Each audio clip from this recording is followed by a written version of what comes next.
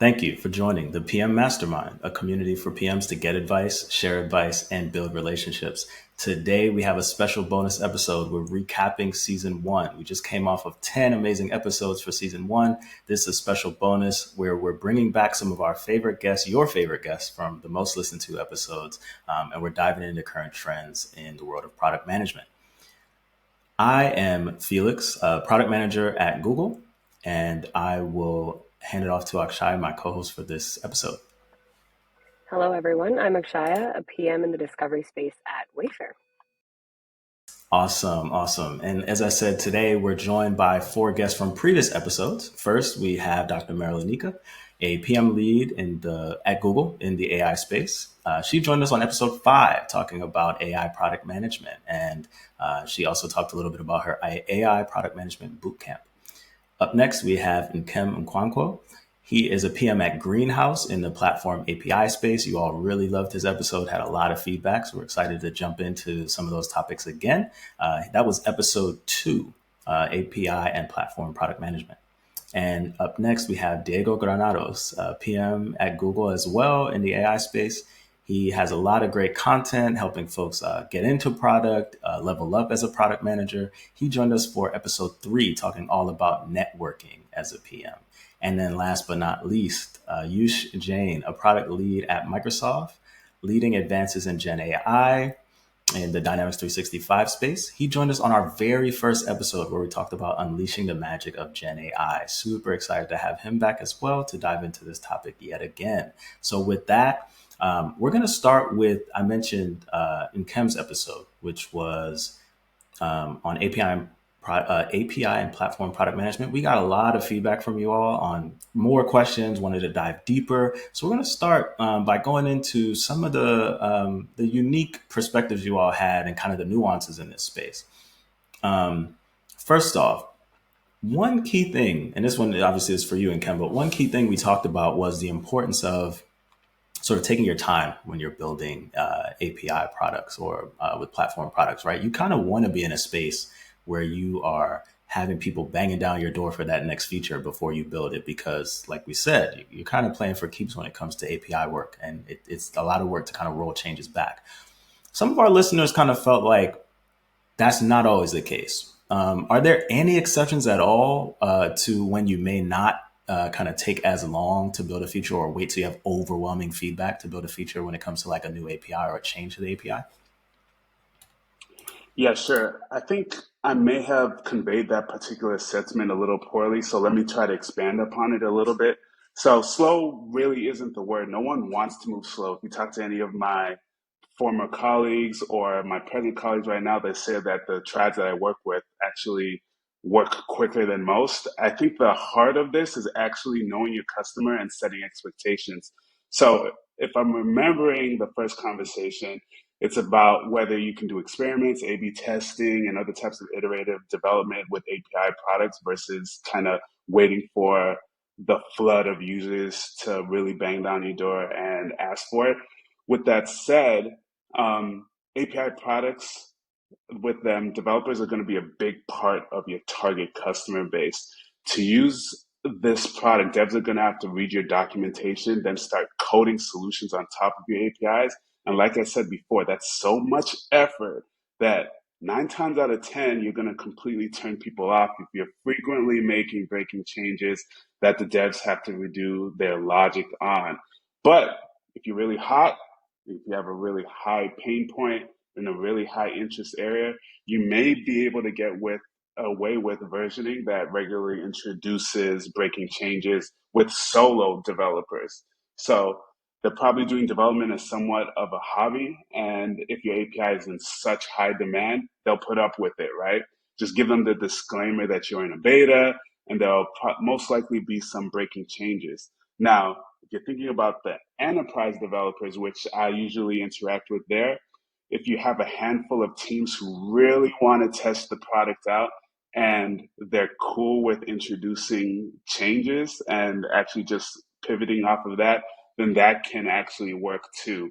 But if you think about it, how many enterprise dev teams do you come across that are just sitting on their hands and they don't have years and years of roadmap already, right? So it's all about just setting that expectation with your customer base. I love that. Always comes back to knowing your customer. That makes perfect sense. One other point you made that I think was one of the biggest ones you told everyone to walk away with was when you're building APIs and platform products, you have to tie your KPIs to business outcomes. I think some of our listeners wanted a bit of a deeper dive or maybe some coaching on any effective techniques you may have seen that actually help in this scenario, particularly if you don't, always own some of those outcomes that you're trying to tie your product to. Yeah, absolutely. So I've done this a bunch of times. So I'm going to speak on the context where the API platform is a product in the overall product suite. In companies where the API is the primary product, the value should be basically obvious because that is the product there, right? So in general, API platforms do three things for a product. They're going to increase retention, they're going to remove sales blockers, and they're going to provide incremental revenue through additional monetization. So your pitch to management usually involves 1 to 3 of these things over here in general from a high level.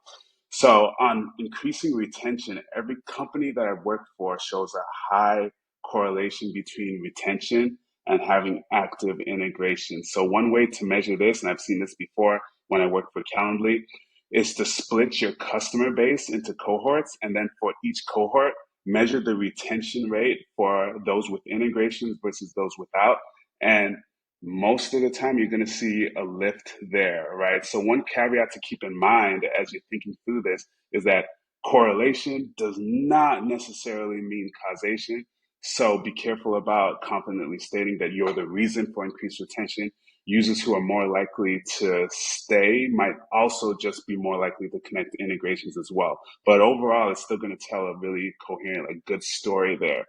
Now, on the removing sales blocker piece, you want to try to get your sales team to document which integrations prospects and customers use in your company's CRM. I know this is super hard, right? This is easier said than done because the sales team, they're just going to roll with what they got, right?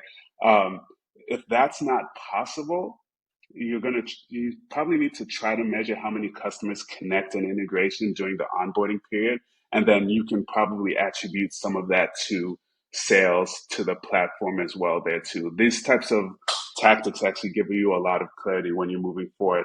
Then finally, for the incremental revenue side, you should also explore how you can tier your API and integration offerings, because a lot of your larger customers with more money and resources, they're going to actually pay for that increased availability and accessibility of the APIs there. And these upsells can be very, very easily tracked. So that's 3 high level ways that you can actually track those KPIs.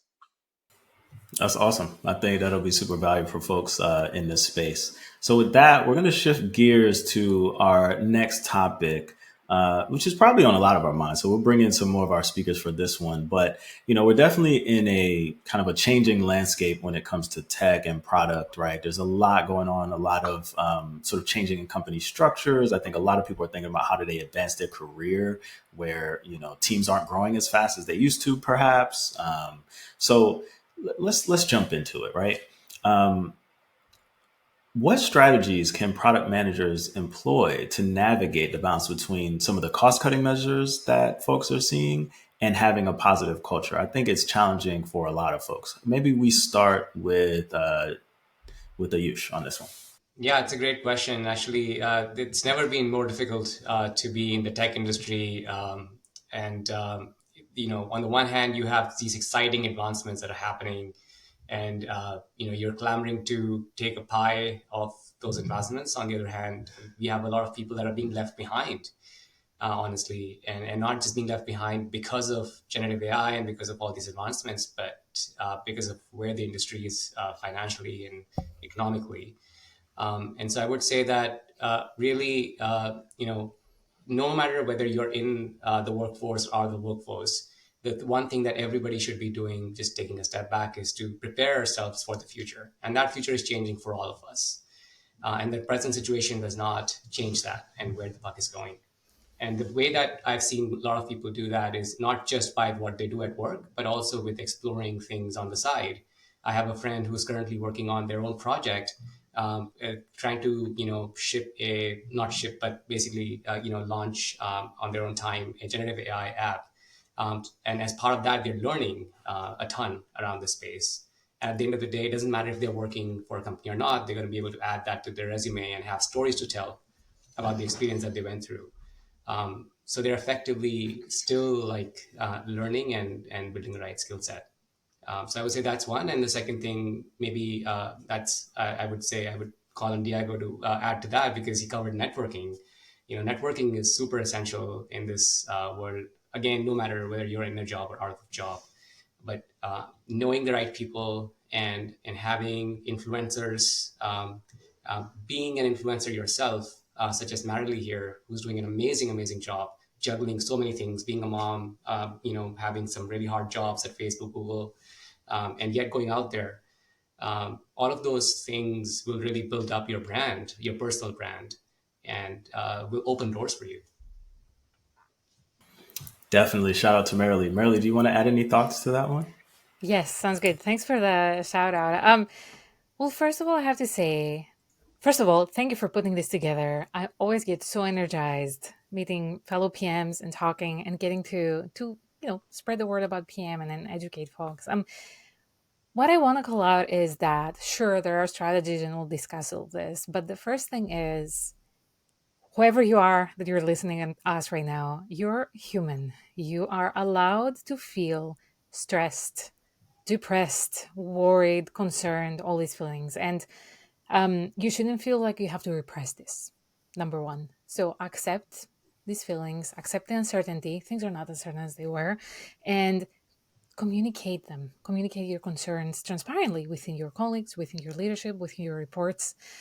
I think it's a huge mistake to hide these feelings because they're going to blow up eventually. So things can be tough. If you want to get to a place where, the positive culture in a company, you can embrace it and it can truly be positive, is if you realize that sometimes, things may need to be bad before they get better. So, of course, with all the layoffs and all these things, we all, really feel for friends and loved ones and ourselves if, we're going to let go. So, first of all, accept that the market is changing. Second of all, don't hide your feelings, connect, communicate, be transparent, empathize for people. Just like you said, support the community. I've seen amazing efforts when layoffs happened where websites were created with lists of people that were laid off, with recruiters just hiring from these lists, with people that were employed hosting. I hosted a free interview training workshop for people. So anything we can all do to help the community and support is very, very important. So empathy and support. Now, for the culture side of things, if you're managing people or, even if you're junior or it doesn't matter, it's just very, very important to ask to be included as much as you can in any decision making. So let's say the team is thinking about cutting a specific project that's not of high priority. You should not be the last to know. You should be included in the decision. You should be heard. So if you're super junior and an intern, show empathy and ask your leadership and say, hey, I want to be involved in this. I want to be heard. If you're a leader, please give the platform anonymously and, with their names, to just ask people how they feel, what they think, how they would approach this exercise of, hey, we have to cut funds. What would you do? Let's all decide as a team. Last but not least, for a positive culture, reinforcing the core values of the company is important because people are there for a reason, because they believe in the mission, in the company, in the people. So when things get kind of rough and shaky, you want to reinforce the positive things so that people can actually, just feel this positiveness and just be grateful and happy that they're a part of it. But yeah, it's rough times and everything, the expression, whatever got you here is not going to get you there. I feel that we're on the here right now and we're kind of figuring out, how to navigate these new normals. But we navigate them by talking about them, by being a community, and by just supporting each other.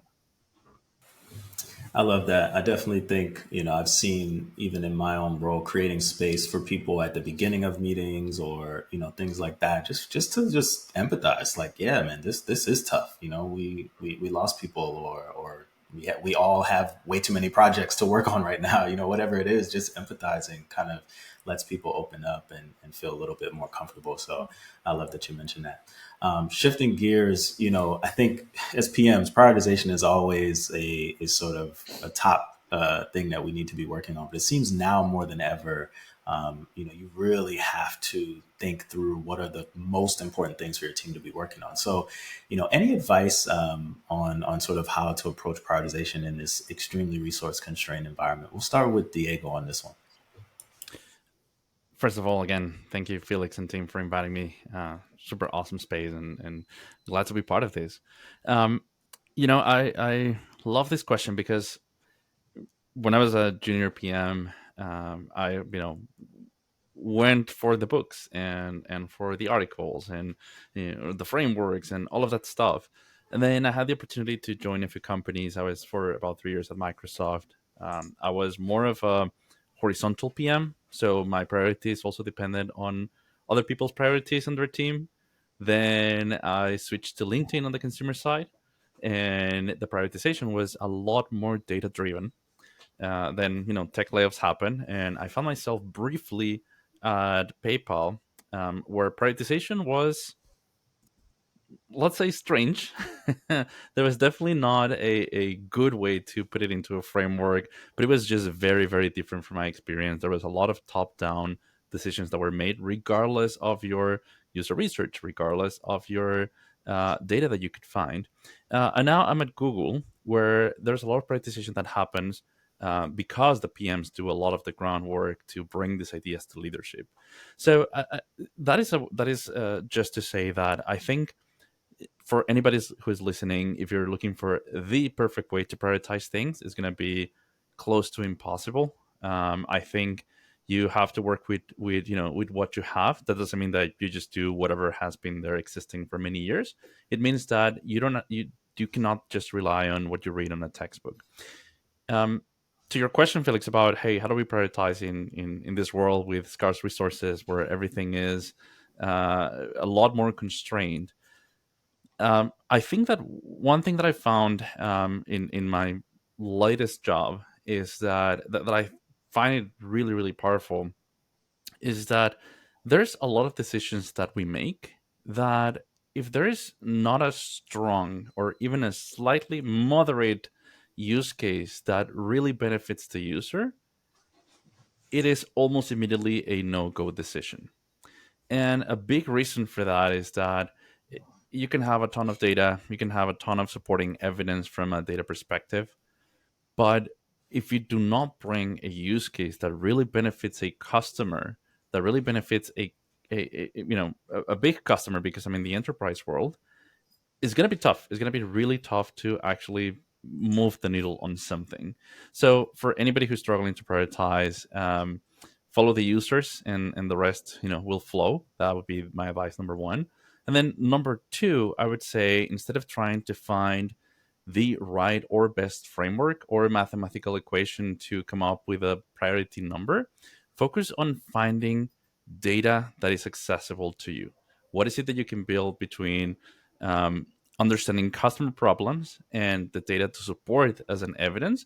And that should help you and your team have at least a North Star on where you should go. Last thing that I'll say to close this is that, going a little bit back to the answers from Ayush and Marley, is that in this sort of new world or temporary world that we live in, everything that you do should be aligned to a bigger strategy, a bigger prioritization. So whatever you do, make sure you align your priorities with this group priorities, with the company's priorities. Awesome. Nkem, did you want to maybe add any thoughts to this one as well? First of all, just great answers from everyone here. So as far as prioritization goes, what I'll add to this is from the perspective of the startups over here. So we're not in a zero interest rate period anymore, right? Cash is very expensive. So if you're a company that's cash strapped, you got to do what you have to do now to survive, to make it out of this period, right? So with that said, to Diego's point, try to prioritize things that bring in money this year. And when I say this year, in 2024, because you won't even be here for your grand future plans 5 years from now if you don't survive the current year.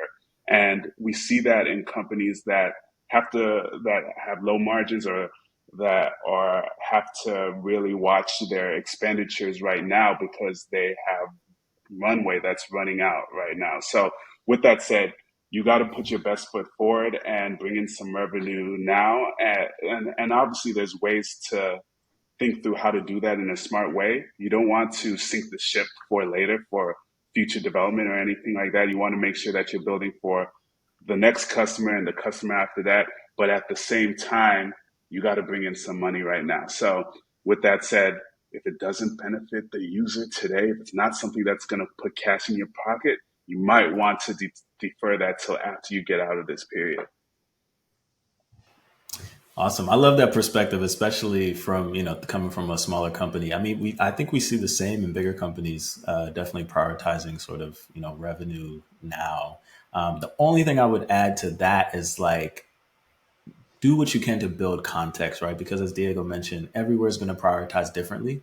And a lot of times, especially as like an ICPM, there's going to be more context that your manager, your manager's manager, other leaders have. And so don't be afraid to escalate if need be, but do what you need to do to get that context, to help drive some of those decisions and figure out what should be, the top priority for your teams. With that, I'll hand it off to Akshaya, our resident GenAI expert. She's going to do the next section here. Thank you, Felix. And thank you to all our guests for being here, of course. AI has been one of our hottest topics, one that we had 2 episodes on, one with Marilee and one with Ayush, and lots of advances since our last conversations on this. So very curious to dig deep into this and hear all of your thoughts on it. Let's start with one of the more ubiquitous ones that's out there. So ChatGPT is one of the first LLM-based chatbots that we've all been exposed to. And since then, Anthropic has been close behind with advances in Cloud and the release of Cloud 3 and the 3 models associated with it. These are also not the only 2 LLM-based solutions for searching or for chatbots that are out there. And so there are so many advances ongoing from all these different companies. And us as PMs have to be willing to keep up with this technology to best see how we can apply it to our roles as well as within our roles for our customers. So I'm curious, what is your advice on how PMs can keep up with some of these like new products and technologies and juggle the various options to also best learn what the right one is for them? And we can start with Ayush for this one. Yeah, that's a really great question. And I would be the one making maybe politically incorrect statements on this podcast. So I would just start by saying that as a PM, whether you use Anthropic or you use OpenAI is the same as whether your developers choose to use Java or .NET or Visual Studio or Eclipse or some other technology to actually implement the solution that you have in mind for your customers. And if you allow me to be vulnerable, I would say that in the past 1.5 years since I bootstrapped generative AI and my team has been working on many, many features, we've spent endless days and nights sweating on the quality of the response we get from the black box that's an LLM. Whether that LLM is a OpenAI black box or an Anthropic black box or a blah black box, it's still a black box. And it's very, very hard for us to get responses from LLMs that resemble what we are so used to from ChatGPT. And we literally always compare and say, if ChatGPT is giving us this, why is the LLM giving us this? And the quality is just so hugely different. And so a PM's accountability at the end of the day is whether they understand the customer's problem, whether they understand the job to be done, what the pain point is today, and whether the AI solution actually even fits into that pain point. And secondly, once the product is shipped or the feature is shipped, the PM is accountable for ensuring that it's being used and it's driving habits and solving the problem it was supposed to solve. Those are the key things that the PMs should still be watching. And it's not so much what technology the engineering team decided to use and what LLM they decided to use as an API call. And that's really the hard part.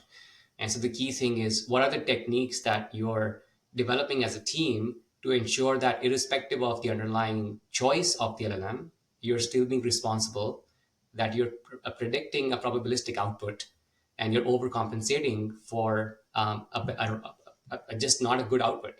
It will happen no matter how hard you try. The output you get from that LLM will not be great. So how are you building the experience that will compensate for that and guide the user in the case that the output is not relevant or not useful? And then how are you ensuring that there is a way for you to constantly improve quality? Because no matter how much you test in the lab and no matter how many test runs you do, you will never actually get results that represent quality in the wild unless you actually release something. And as soon as you release something, you will realize how bad it is, no matter how much time you spend. So how are you actually foreseeing that and creating processes or systems in the squad that you have to be able to react to that very quickly and in an agile fashion? And all of that is irrespective. So that's my overall spiel on how PMs should think about the large language models. Yes, PMs should read about them and try to understand how the technology is progressing and how some newer large language models are allowing for interesting scenarios that were not possible before because they have large token limits and things like that. But at the same time, at the end of the day, you have to trust the experts. And the experts are engineers who will make the call ultimately on what LLM to use. Yeah, I really like that you said focus more on like the outcome and the, I guess, the success metrics that you're like in a way that you're trying to drive, and then allow like the team to focus on the underlying technology. Totally agree. And yeah, a lot of this is going to be iterative. It's never going to be like works right off the bat. So totally agree on that. Just a short follow up. So you talked about how this could be applied within a product I'm like say working on as a PM. But what about me in my everyday life as a PM trying to use this technology? Curious to hear like thoughts on like how do you even think about which one to use? Are we all just using ChatGPT because that's the first one we got exposed to? Should we be thinking about trying some of the others? Maybe Diego, let's hear from you. One of the things that I think a lot of people struggle with is they start thinking about the solution. Like you said, hey, how do I do this in my everyday? And they don't stop for a moment to think about what am I using this for? One thing that usually happens in the world of AI is we want to throw AI at the problem to solve it, right? And as PMs in AI machine learning, I think one of the first questions that we ask ourselves is, do we actually need AI to solve this problem, right? So honestly, in terms of using one technology versus another, I think all the companies that are producing these big LLMs and big solutions for generative I think all the companies are really, putting themselves out there to do the best for consumers, for the everyday person, the everyday PM to use this. I think the bigger question is, what do you want to do with these LLMs? What do you want to do with ChatGPT, with Gemini, with spinning up your own LLM through some APIs for another? Like, it doesn't matter. What matters is, what do you want to use it for?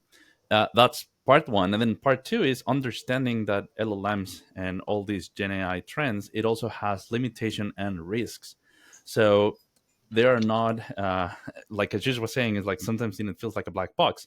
So you have to understand that if you use these LLMs, if you use this AI technology, it comes with risks. So you have to understand, what am I using it for? What risks are there? And then the third thing is, am I ready to present results? And results can be sharing them with someone, but results can also be, I'm building something for me, for other people, for consumers, kind of like a side project. But in the end, the technology doesn't matter as much as you understanding the basics of what problem are you solving and why are you using AI, and do you trust AI based on the problem you're solving. I love that you answered it almost as though like, yes, you're a PM trying to solve like a problem at work. I totally agree with that. Approach it holistically and be aware of not just what you're looking for, but constraints as well. Love that. Kind of on the train of generative AI and with like all these companies marching towards AGI at this point, which seems inevitable. How do you think the PM job is going to change as we get there? Marilee, curious to hear your thoughts. Yeah, very good question. Every single day someone says, hey, is my job going to be replaced? And I tell people, well, AI is not going to replace the product management job, but product managers that leverage AI and AGI will replace those that do not. So I want everyone to know that this is not an option. Adopting, these tools is not an option. It's we gotta do it if we want to stay ahead. How the world is going to change? It's already changing, and it's amazing. I spend way more of my 8 hours at work doing cognitive tasks. I don't focus on the tedious things. For example, laying out the structure for a PRD or copying over a template and these things. I have a custom GPT that creates an AI PRD for me like this. I use so many tools. There's a tool called Como.ai where you search about opinions and sentiment, and it will actually look through Reddit and Medium and things that have to do with user generated content. And it will actually send you the link so that you can actually see how people feel about the specific thing. So this is kind of what I see. I spend way more time doing important work that's more cognitive. Number two, what I see is I see less and less managers. I see less and less group product managers, and I see more and more senior ICs. And I'm actually a senior IC, and I'm just loving it. I love that I get the time to work on very complex problems, highly cross-functional, and I get to get my hands dirty and actually jump in and do them, which is different than what I used to do in the past.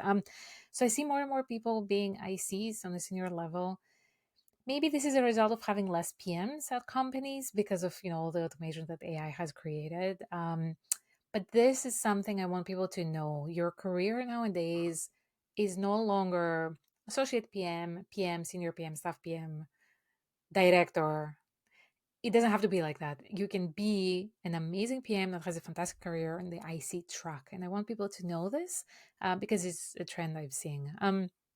Last but not least, I see companies piloting new setups of how to have PMs given this new AI world. And don't be afraid to kind of recommend a new setup for the company you're working on. Don't be afraid to just suggest a different structure.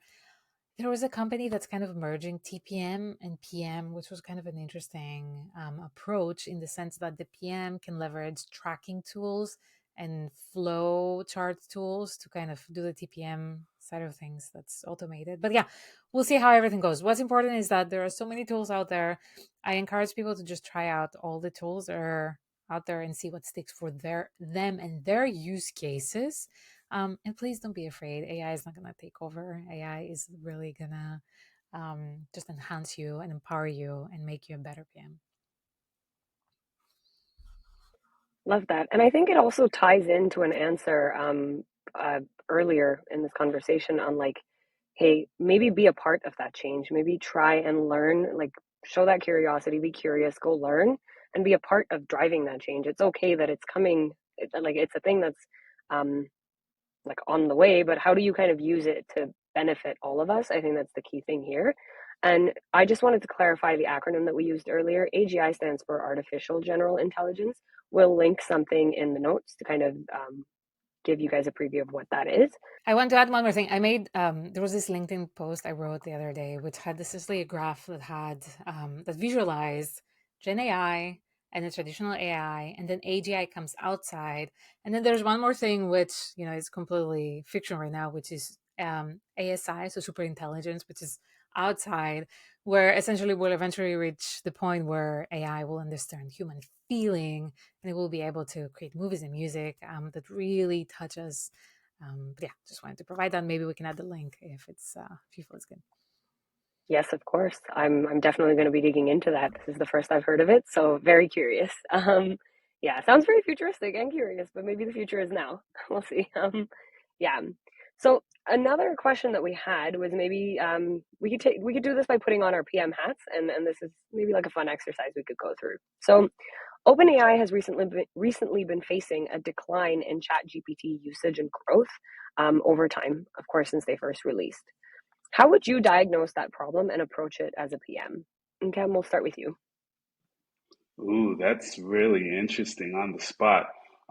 So first of all, I would obviously the first thing that you want to do is figure out, all right, who are the users of ChatGPT? Who are the different customer segments that you have laid out over here? Some of them might be knowledge workers. Some of them might be casual, solo developers, whoever is actually out there, right? So after you divide them into buckets, you'd probably want to take a look at what type of questions that they're asking, and that might be how you actually categorize what you think these actual users are, and then figure out what users are actually declining. Is it across the board, or is it a specific user segment that's declining overall here, right? And is this cyclical? Is this seasonal? What is actually going on? So you really want to dive into the data to figure out, all right, what is really underlying with all of these various user segments, and what does the trend actually look like across them. So after I've probably, maybe you actually have identified a specific user segment, after that, I always default to, all right, let's get some data around what types of questions are being asked, what is going on here. Let's figure out any kind of indication that would direct my qualitative data research there. So I usually like to send out either surveys, or if obviously the uses of ChatGPT is so big that a survey might be way too many people to actually gather. So you might actually just take a look at the data. But with that said, if you do have the specific contact information for a certain customer segment of people, you could get a decent sample size from either survey, sample data, and all of that to make some assertions on why these specific questions are seeing a decline, and why the specific use is seeing a decline here. So that's if you found it in a specific user segment. Now, if you find it across the board, that is an interesting one. So I'd probably take a look at what's going on in the macro economy. Are there any competitors that are out there that are taking up market share? Is there any performance issues as well too? And there's probably some overall conditions that might actually be hitting you from across the board here. So just to reiterate, I think that the biggest thing I would take a look at to start off with is whether this is segment based, or is this across the board to kind of direct where my user discovery or my customer discovery would actually begin there, and just start diving in from there. I love starting from the data and just digging in. Totally fair. Love that. Ayush, curious to hear if you had any thoughts to add on. Yeah, cool. That was a really great answer, actually, and Cam. And I think I love the analysis. The one thing, again, I would add from a politically incorrect standpoint is there's a way to think about it as a problem as a PM, and then there's a way to think about a problem not as a PM. And sometimes you actually get the answer when you don't think about it as a PM. There's a book that I recently read, Switch. Some of you might have read that book. And the book talks a lot about how we overanalyze and overthink these complex problems. And as PMs, we obviously do that all the time. We look at data, we slice and dice the data, try to make sense of our world. But sometimes the answer is in more the simple things that have happened. And the book provides many, many examples where people in the past have succeeded by simply analyzing what has been working well and how can we apply that to the problem that we are facing, versus analyzing why is there a problem? What is causing the problem? What can we do about the problem? And so I think PMs always think about the latter, but the book actually gives you lots of examples of how doctors and scientists and other people who have actually affected really big changes in the world have thought from the former standpoint. And so I've seen some really great PMs who combine these two skill sets and arrive at a different answer. And the reason I'm giving this spiel is because we all know that the real thing that's really happened with ChatGPT has nothing to do with ChatGPT itself, but it has everything to do with the success of large language models and how infused they have become in our everyday lives, and how well they are now integrated with things like Bing and Google and our tools that we use on an everyday basis, which means that we no longer have to go to ChatGPT to get the answer that we previously needed. And so if you just thought about it from that standpoint and what worked in the past, why did people come to ChatGPT? What was driving that usage? And was that curiosity to get the answer and curiosity to get the job done without having to do all the tasks? How are people doing that today? Well, people are doing that because their tools are infused with it. it might give you another perspective. And I think I'm practicing how to develop that intuition, so that I can think as a PM when needed, and also think like more like a problem solver when needed, and combined together can come up with interesting perspectives. So maybe I don't know if that is the reason why it's declining. I don't know if that's the right solution, but I just want to add that to Nkem's fantastic analysis of the problem. Absolutely. And I think our listeners definitely appreciate sort of both perspectives because, interviews will still require you to go through that whole process, no matter no matter how many other books we want to read or how many other perspectives we get. An interviewer will still expect you to go through all those steps. So with that, look, this has been another fantastic discussion with the PM Mastermind. Shout out to our amazing panel. They were the top episodes for a reason. They dropped lots of gems before. They came and did it again. So I'm so grateful for your time. Thanks for coming and joining and giving back to the PM Mastermind community. We will link their LinkedIn profiles. We will link some of the great resources they shared throughout this chat. And we're excited to see y'all next time. Again, this was a recap of sort of season 1. So we had 10 episodes in season 1. If you haven't heard them, particularly the ones featuring these great panelists, definitely go back and check those out. This is our bonus episode. We're going to be on a little break until season 2. But in the meantime, follow us on LinkedIn, find us on LinkedIn. Give us some feedback on what you want to see in season 2. I think we covered a lot of great topics on different types of PM, different key trending topics in PM. We want to change things up a little bit for season 2. So let us know. What else would you like to see? But with that, again, thanks for joining the PM Mastermind, a community for PMs to get advice, share advice, and build relationships. We'll see y'all next time. Bye. Thanks for listening. If you enjoyed this episode, please subscribe to Product Management Mastermind on Apple Podcasts, Spotify, YouTube, or your favorite podcasting platform. And remember to leave us a rating and review so that we can reach more listeners. We appreciate your support.